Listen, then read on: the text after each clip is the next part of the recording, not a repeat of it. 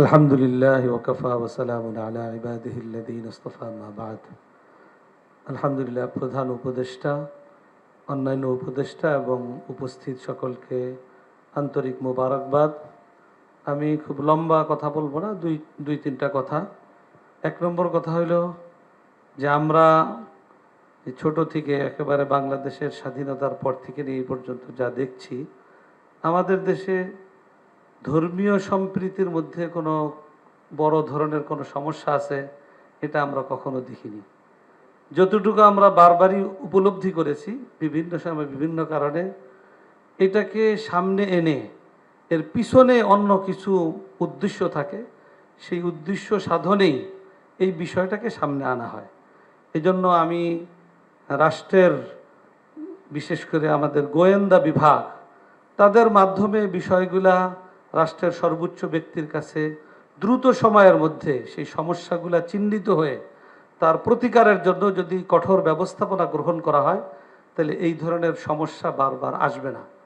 দ্বিতীয় বিষয়, ওই কর্নার থেকে মৌলানা সাহেব যে কথাটা বলেছেন যে আমাদের পার্শ্ববর্তী রাষ্ট্রে আমাদের সংখ্যালঘু মুসলমান ভাই বোনদের উপরে অব্যাহতভাবে যে ধরনের অত্যাচার, অবিচার, জুলুম চলছে, এই ব্যাপারে আমরা একজন নাগরিক হিসেবে, মানুষ হিসাবে তাদের জন্য যেভাবে সোচ্চার হওয়া দরকার, আমাদের এই ক্ষেত্রে দুর্বলতা আছে।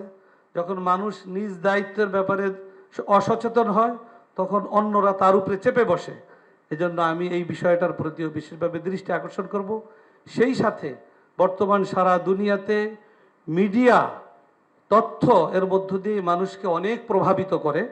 অতএব বিভিন্ন মিডিয়ায় যে নেতিবাচক বিভিন্ন সংবাদ আসছে, রাষ্ট্রীয়ভাবে যদি যথাযথ গুরুত্বের সাথে এই বিষয়টার প্রতি নজর দেওয়া হয়, আমাদের জাতীয় মিডিয়া এবং আন্তর্জাতিক মিডিয়ার সামনে আমাদের দেশের বাস্তব চিত্র যদি যথাযথভাবে তুলে ধরার চেষ্টা করা হয়, তাহলে ইনশাআল্লাহ এটা অনেকটা আমরা কাটিয়ে উঠতে পারবো।